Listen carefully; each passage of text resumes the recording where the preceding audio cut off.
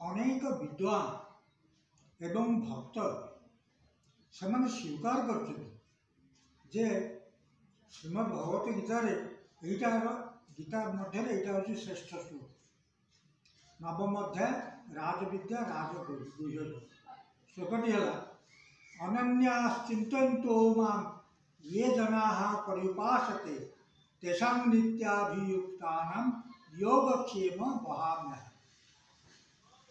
अनन्याश्चिन्तयन्तो मां मो छड़ा अन्य किसी चिंता न करी भगवान कृष्ण कहते गीता हूँ भगवान मुखनिश्चित वाणी यह अक्षरे अक्षरे सत्य।